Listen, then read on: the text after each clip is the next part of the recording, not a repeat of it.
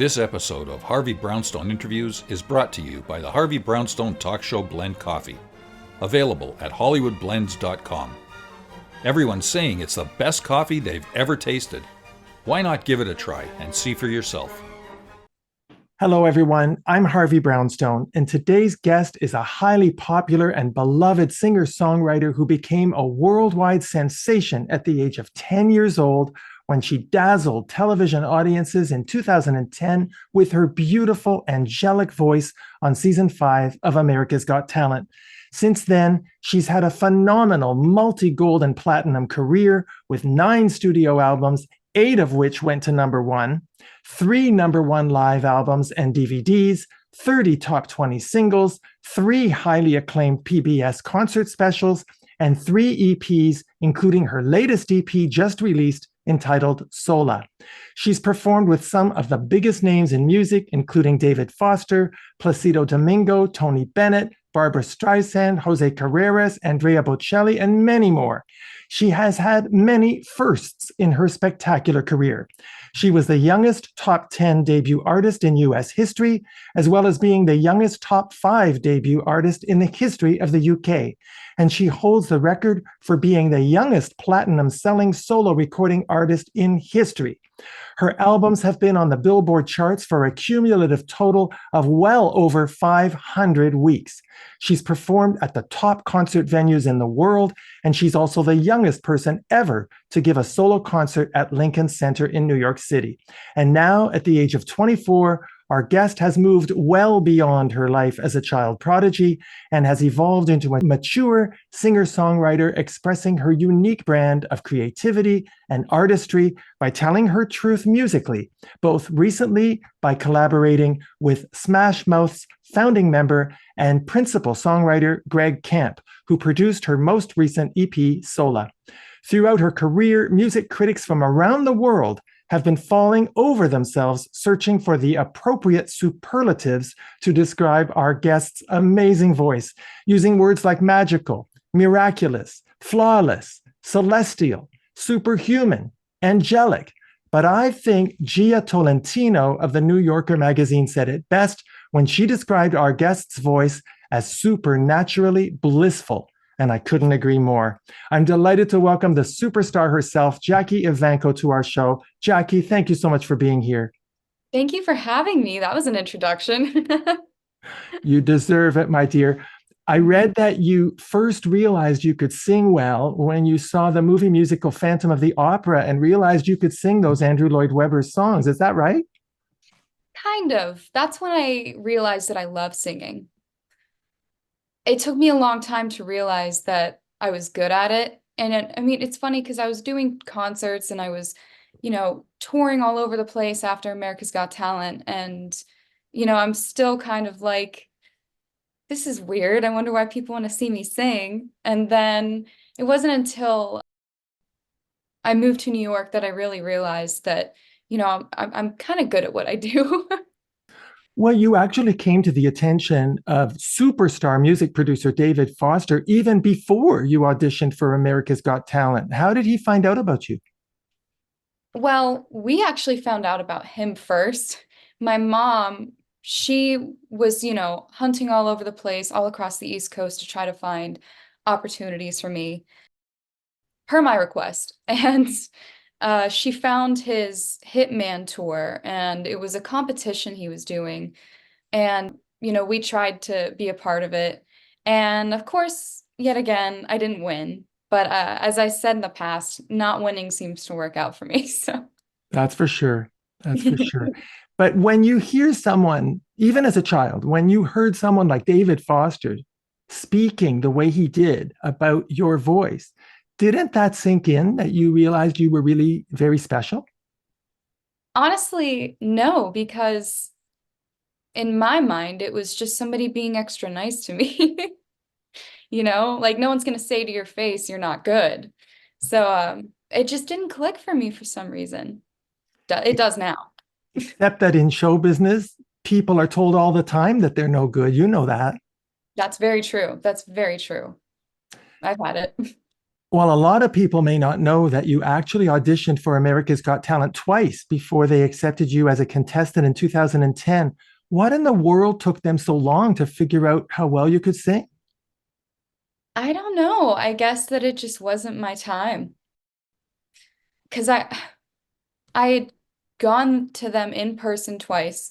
Once I went fully dressed up in my princess ball gowns and my, costume jewelry. And the second one I showed up in just my school clothes, basically. And, it didn't stick. But the YouTube competition is really what kind of captured their attention. I don't know if it was because I was in front of an audience of a nursing home. I used to do that a lot. I would tour nursing homes and sing for them. But hey, I'm not complaining.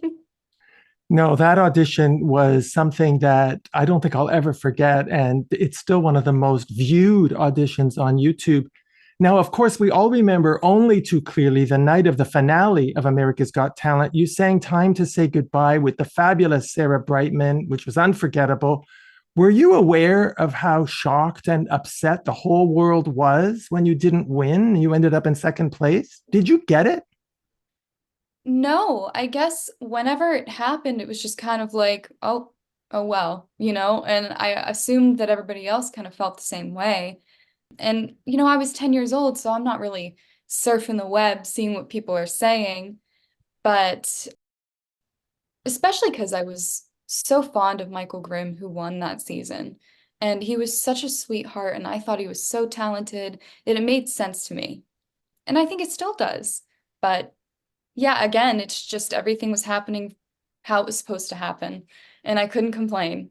I had an amazing experience. Well, it didn't make sense to me, my dear Jackie. And I don't think he's gone on to have the career you had. So I beg to differ. Now, in 2019, you returned to AGT to compete in a show called The Champions. And again, we were all shocked by the outcome. In all honesty, and I'm saying this to you as a fan, given your status as a superstar at that point in your life and career, do you think you really needed to be a contestant again in a singing competition? Probably not, but it was something I really wanted to do because, the nostalgia when it was presented to me started to kick in, and it was like, how full circle would this be? This would be so fun. And I was even documenting the whole scenario as I was going through it. I'd wake up and I'd say, hey guys, it's the first day of my part two of America's Got Talent. And then I didn't get very far on it. So that was like, oh well. Well, I think the issue really was that when they showed those clips of you singing as a child, that's what everybody wanted to hear again.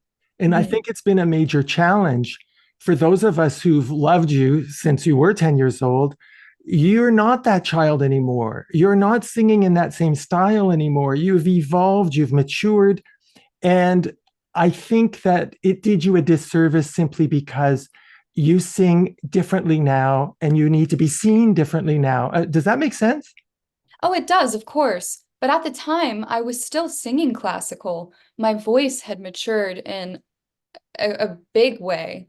Actually, I think it was that performance that I found a spot that made me feel like Barbra Streisand when I sang, because even the mid to higher range felt powerful to me, and I gained this crazy control over it.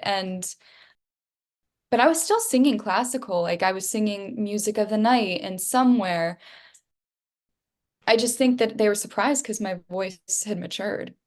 Well, it's matured beautifully. Now, a few years ago, you competed on season 3 of The Masked Singer as Kitty. Did you have Mhm. fun doing that? Oh yeah, I had a lot of fun. It was such a ride for me because, not only am I singing in this bizarre mask and I'm anonymous, but I got the chance to explore a whole different side of my voice. And at the time, I was kind of a vet of being a performer. And so that was just a bizarre thing to discover a whole new side of me. That, and I mean, there were highs and lows. I was sick with the flu twice during that, run. And I was singing a Celine Dion song immediately after I was performing it live. My stomach just squeezed and did not let go. And I had a stomach bug and the flu again, and it was awful. But, those are the stories that I get excited to tell whenever I'm older and, their experiences. Well, we sure couldn't tell in the audience. I love how you say, I was kind of a vet. Jackie, at 10 years old, you became a global superstar. I remember seeing you on Jay Leno a week after the HET finale, and then on Oprah's show, The Today Show, The View, The Tonight Show, The Talk, even Dr. Phil and The Martha Stewart Show. I watched them all. You were everywhere. And I couldn't get over how poised and calm and in control you were. How did you cope with the intensity of that level of fame? I still don't know, honestly. I think I didn't allow myself to really feel it as I was going through it. It was just one thing after another, survival mode, get through it. And when I would have a moment to rest at home with my siblings and my pets and friends, I do remember I would start crying whenever I had to leave again. Not because I didn't, love what I do, but because it was like, okay, I'm going to have to go at a million miles a minute again. But I really, as a kid, just want to like roughhouse with my siblings, you know? But it wasn't something super serious. It was just, I guess, growing up and gaining work ethic. Well, did you ever feel like you missed out on a normal childhood? Yeah, I do. And it's hard for me to say or admit, especially publicly, because I know how hard my parents tried to, do the impossible and build a balance with that. It's not really something that you can do when you're a child performer. Well, not at your level. No. We had former child star Billy Mooney on the show. He said that sometimes he felt like he disappointed the public by growing up and that Yep, people would like him to have remained a child forever. And I know Shirley Temple used to say that all the time. Did you ever feel that way? absolutely. I still feel that way, especially because I'm entering this new phase of my career and a, I'm accepting my adult self. I hadn't done that until I think COVID and a little bit after that. And it was whenever I decided to do this career change and embrace my older self that I really accepted that I am different and I'm older. But there is this crazy pressure. You feel that you've worked so hard throughout your childhood and sacrificed so much, and people fell in love with that. And if you lose that, you lose all that you worked for. That was my fear. I don't think you ever lost it. I think you simply evolved. And those of us who've loved you, not only for the voice, but the young lady that you are, have been so proud to see that evolution. I think you've lost nothing, you've gained. Now, you've recorded many duets with some of the biggest superstars, including Streisand, with whom you recorded the song Somewhere from West Side Story. Were the two of you together in the studio when you recorded that song? No, we were not together in the studio, but David Foster was really close with her, of course. And, he'd ask permission from her to use her vocals and, show them mine. She approved of me, which first, that's amazing. And then, I recorded in his studio in Malibu, and then he showed her. And the fact that she had approved it and was totally fine with putting it out there, and she's a perfectionist, it blew my mind because I'd been listening to Barbra Streisand since I started singing and even before. I was always singing Secondhand Rose and, all those songs when I was little just because they were fun. And so for her to accept me was surreal. Is very validating. And you've recorded with and performed on stage several times with Tony Bennett. What was that like? That was wonderful. He was so great at putting me at ease. I knew he was a big deal. I grew up listening to him for as long as I can remember. We were big Tony Bennett fans, and I knew that when I was going to meet him, this is somebody that's like, this is a big deal and somebody I admire. And right off the bat, he was so down to earth. he had his puppy with him, so I was playing with his puppy, and then we did rehearsal, and he was so complimentary and so kind, so kind. And for years later, I would get Christmas cards from him, and it was just like this super humble, beautiful person. He was really kind to you, but I've heard you say in interviews that there were people when you were a child in the business who were not kind to you, and that's always upset me terribly. Mhm. I mean, you're always going to have people who love you and people who don't love you. And it's one of the harsh realities of life that everybody ends up learning. But one thing that I was taught at a young age is not to care. I was so grateful that my mother instilled that in me so young.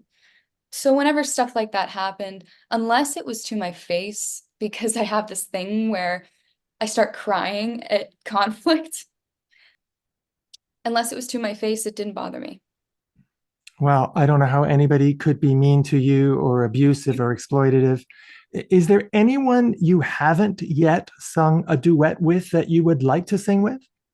Oh, there are so many, but one that really sticks out to me right now is Brandon Flowers, who's the lead singer of The Killers, because my dad and I have so many beautiful memories of him driving me to kindergarten, and we're listening to the Killers tracks, and me and my siblings playing it and using stools in my dad's drum kits and pretending that we're in the band and singing along with them. So I would love to sing with him. Frankie Valli would be cool too, but I know that that's a different thing. Yeah, I'd like to hear you sing with John Legend and Oh, Michael that'd be Bublé. And oh, there's such a long list. Now, yeah. in 2022, you released a fabulous album of Joni Mitchell songs called Carousel of Time, which I absolutely love. Anybody watching this show, if you don't have that album, go and buy it now. What inspired you to record that album, Jackie? I was at a point in my career fresh out of COVID. COVID was rough for me. And I had a decision to either sign with my new label, who I'm with now, or go on my own path and, start embarking on the journey of releasing my own music, which I'm now doing. But when I listened to Joni Mitchell's material and, you know, relate it to my own life, where I was at a point where I wanted to become a female songwriter and tell my truths, it just kind of hit home for me. And I really, really wanted to, I guess, put her songs out there, but with my own twist to them. And I'd hoped that I'd done them justice in her eyes. It was just, there was this big moment of inspiration and admiration. And I was like, I have to do it. Well, it's a gorgeous album. I'm so glad you did. And I'm really enjoying your journey as a songwriter. 2017, you began to record your own songs, songs that you've written. In fact, your brand new EP entitled Solla contains 6 songs that you wrote. Tell me what drives your creativity as a songwriter. Honestly, I don't even know. It's like a spiritual out of body force because sometimes these songs, they just overcome me and it's like pouring out on me. I mean, Smoking Gun on the EP, that song was written in an hour and the rest was just building a track. And, like these are just things that I guess my mind is begging to talk about. And the only way I can is through music. I will say that there's something instilled in me from being a child star and doing interviews since the age of 10, where I'm very careful with what I reveal to the world and what I don't. I think maybe the reason why critiques and all of that didn't hit so hard for me is because I was like, that's not all of me that they're seeing, so I'm not feeling so attacked. Yeah, there was a lot of that stuff. Well, in recent years, you've definitely moved away from singing classical music and opera. I think that was a very brave thing to do, Jackie, because you have effectively changed your personal brand and become a pop singer. How have your fans reacted to that evolution? I have had so much support, which surprised me. I was expecting the worst, but of course, you're going to have some of the people who are like, this isn't who I fell in love with. So I'm going to, peacefully part ways with my fandom with you. But then I have all of these people who are like, this is amazing. I am so glad that you're embracing this form of you. And then we have the newcomers who are like, your songs speak to me. And it's the reason why I do what I do. It really warmed my heart. So I'm really, really grateful for the diehard fans and the new fans, and even the old fans who ended up parting ways with me because they stuck with me for that long. Well, I think your demographic, your target audience has really evolved. I mean, look at me. I'm in my 60s. I fell in love with you because you were the little girl I always wished I had as a Aw. daughter. And Mhm. I was so proud of you. I remember going to see you in Toronto at Roy Thompson Hall. I'll never forget, I think it was the last song, your dress lit up. Oh, that was a magic trick with the lighting, but it was so cool when they started doing that in the concert. I loved it. Yeah, I loved it too. And I was looking around at the audience in that concert, and I realized there was a real mix. There were a bunch of kids who Mhm. really just idolized you because you were their peer. And then there Mhm. were the parents. And then there were the people in my age group who loved the kind of music you sang because it was so classic. They were timeless songs. And now with your new albums, I'm finding that you're getting a lot more younger audience. Maybe they weren't even old enough to really appreciate you when you were a child. And then you're getting all the people who are the parents of the kids who really grew up watching you because they've appreciated the maturity that you've shown. It's not easy to be living in a fishbowl under a microscope the way you did and to be so graceful about it and so gracious. And Mhm. I just have to tell you that I think your audience is just going to keep growing and growing and growing. And I think your songwriting is going to reflect the very unusual journey you've had because it has been anything but typical. Don't you think? Oh, absolutely. And thank you for all of that. That really does warm my heart. And Well, I it's not often that you're interviewed by a fan, as I told you before we started, and in my introduction to this interview, Jackie, I mentioned the critics, most of whom have been blown away by your amazing voice. But I was struck by something that Marilyn Lester wrote a few years ago in reviewing your show at 54 Below. She said, and I'm quoting her here, the purity and perfection of Jackie Evancho's voice deserves to be carefully managed, as does the person behind that miraculous artistry. So, Jackie, let me ask you, do you agree that you and your voice need to be carefully managed? Or do you think you're doing a pretty good job of managing yourself when it comes to performing? I think that I'm the expert at managing myself when I'm performing. I think the real thing is managing and upkeeping personal, mental health and physical health. I think that's the key. And that's a challenge I think everybody goes through in the industry. And it is a tricky, tricky balance, but I'm grateful because I never had the craving to experiment with drugs or, go off the handles. And, my coping mechanisms, they're not always healthy, but they were not the same as a lot of other people's. So I got lucky there. Yeah, I think you managed to avoid two major pitfalls. One was substance abuse, and one was falling in love with your own stardom, believing all the hype, and losing your likability. Mhm. I'm trying to find a nice way to say it. And you avoided those two major pitfalls, which, of course, is the reason why your adult fans who are mature enough to understand that that wasn't easy really love you. I know that in 2012, you appeared in a feature film starring Robert Redford called The Company You Keep. Would you like to do more acting in movies and on TV? Oh, absolutely. I would love it. Through the years, I remember being really shy when I filmed that because one, I was never an actress, and two, I was such a perfectionist, and it was such a foreign field for me that I was like floundering. I didn't know what to do, and I couldn't relax enough. Robert Redford was amazing because he managed to get me to relax and feel comfortable. But as I've gotten older, I'm a lot better at, embracing a character and letting go of myself to play the character. You know, Barbra Streisand, who is also a world renowned perfectionist, has said in recent years that she's learned to embrace the imperfections and not to be so hard on herself. Are you getting there too? Absolutely. I think I'm still very hard on myself in many, many ways. For me, I think the trick is that I know how to manage the imperfections. And I know what to do if I encounter an imperfection and get it to a point where I'm pleased. And I'll know it's not perfect, but as long as I'm happy with it, I'm fine.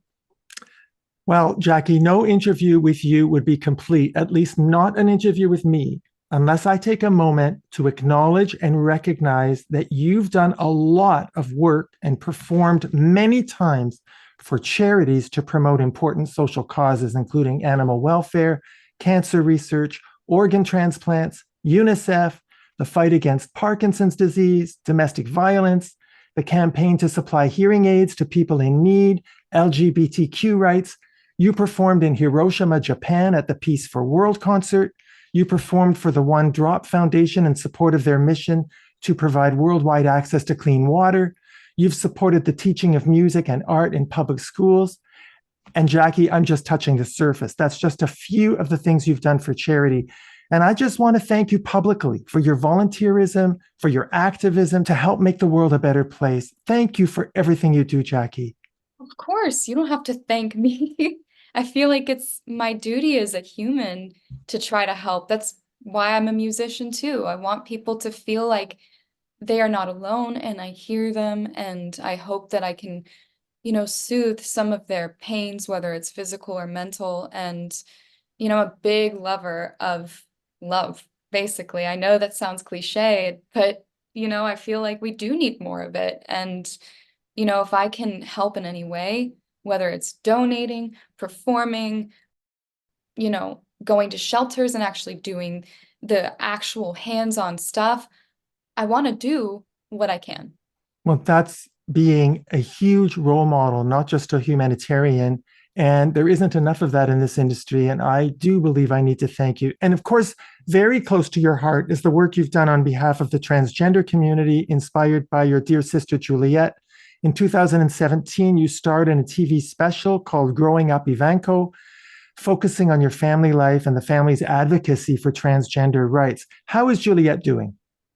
She's doing wonderful. She lives in her own place now, and she's in a very happy relationship.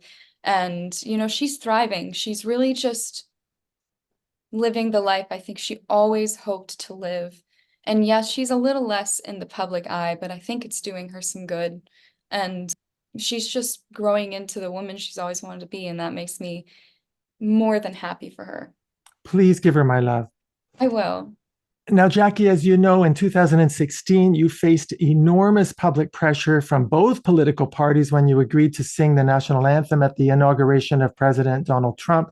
A few years ago, I heard you say in an interview that the lesson you learned from that experience is to always trust your gut and never allow yourself to be pressured, not even by your management team. What did you mean by that? I knew that it would be something tricky because, see, I knew his reputation, but I also knew what I was always hoping to be able to do, which is sing at an inauguration. And I didn't know if I was ever going to have that chance again, but I was still very shaky. And it was my management team who was like, who cares? Just do it. It's an amazing opportunity. And though it is, I was terrified. And there was a lot of backlash that I got. So of course, I'm kind of like, dang, maybe my intuition was right to be a little nervous about it. But either way, I don't regret it for this sole reason that I got to perform not for that president, but for my country. And I got to cross something off my bucket list. And I get to be a name in history that's under inaugural performers. So, that's all. Well, I just wanted to give you a big hug because that was the first time I've seen you perform where I could sense that you were stressed. I mean, Yeah. you sang the national anthem beautifully. Nobody can criticize that, but I could feel you were stressed because the whole event was very stressful. And I just wish I could have given you a hug. Thank you. Would have been nice. Honestly, I was also very sick. Very sick. That morning, I was in bed for as long as I could be in bed. And maybe that was because of the stress that I got sick to begin with. But yeah, it was rough. Now, a few years ago, you were brave enough to disclose to the world that you had been dealing with a number of very difficult mental health challenges having to do with body dysmorphia, eating disorder. You also had to deal with your parents' divorce.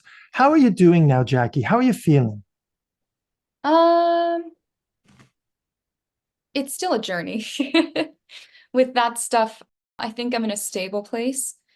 My eating issues, I'm still battling and trying to find the perfect combination of therapeutic techniques and, meal plans and everything to sort of be able to cope better with it. I'm balancing everything as best as I can, and as happy and excited as I am to be embarking on this new journey and putting my stories out into the world. The other half of me is still very much struggling with what I struggle with. But I think it's important to admit that. That's the first step. I'm not afraid to say I'm struggling. Of course I'm going to struggle. I grew up in the industry, you know?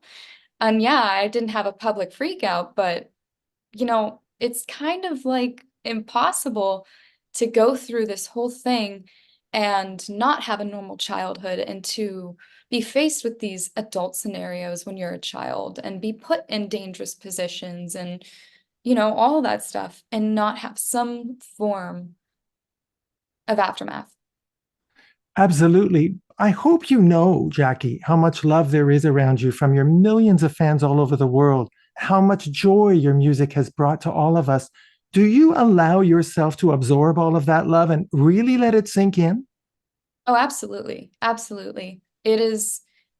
People always tell me you have the voice of an angel, or, you sounded so beautiful. And then they'll follow it with, I know you get that all the time. But what they don't realize is no matter how many times I hear it, it's about the connection I'm having with that person telling me. So it's new every time and it's special every time. And it really does hit home for me. You know, it's a huge motivator for me. Now, you know that the world of being a child star, where you were really very unique, there was really no one else doing what you did, is very different than the world of being a pop star, where there's a whole lot more competition because the playing field is full of singer songwriters. Mhm. Are you adjusting to that? Yeah, I think so. I think honestly, I know that there's a lot of competition out there, but I also know what I myself want to say and also what I'm capable of. And I have a leg up here because not to say everybody else is extremely talented or, has multitude of different parts of their voice they can use. But, I have this classical background and I also have this whole new pop side. And for me, it's really cool to sort of mesh the two and just experiment with it. But ultimately, it's not about being, the top performer for me. It's more just doing what feels right. Well, I think you're doing it really, really well. I really do think you are very unique because there's a surprising level of emotional intensity and sometimes even pain in the emotions you express when you perform. And that opens our eyes and it opens our ears and it opens our hearts to who you really are. You know, when you were a kid, you sang these classic songs that had been sung a million times by all the greatest singers, but they weren't you. Now we're hearing you.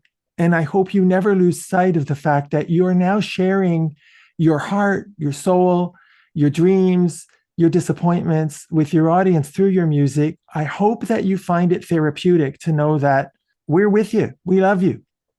Thank you. It is actually, it's interesting because that's basically one of the main reasons why I wanted to, put my songs out there and really embrace songwriting.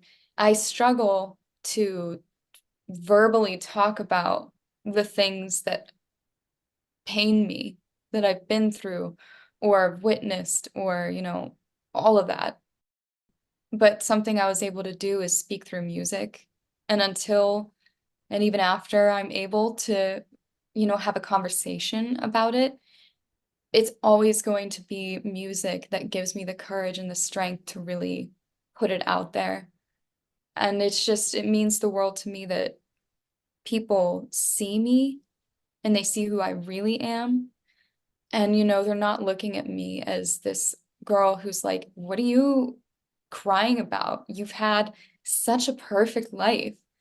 They're actually hearing what I have to say, and they're hearing the truth that was written into these words. And it just keeps me eager to keep going. So if you could go back and talk to that 10-year-old Jackie Evancho who was standing at the finale at America's Got Talent, what would you say to her? I guess I would say, don't be afraid and brace yourself, because it's going to be a long, crazy ride. Yeah, I never really realized after that, I'm going home and I'm like, well, that was a fun experience. Never realized my whole world was going to change.